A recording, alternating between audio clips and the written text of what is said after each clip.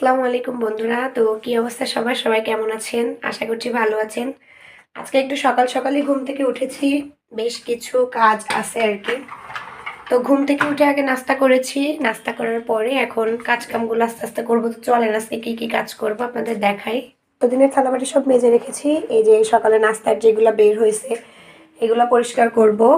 তারপরে আমার ছেলে দেখেন ঘুম থেকে উঠে নাস্তা খেয়ে নবাবজাদা আরামে শুয়ে শুয়ে যে টিভি দেখতেছে।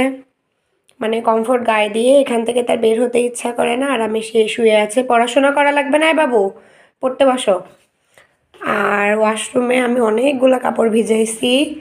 এই যে এই যে এইখানে কাপড় ভিজাইছি, এইখানে কাপড় ভিজাইছি। এই কাপড় চোপড় এখন সব কাচবো, মানে পুরো আর কি অনেক কাজ।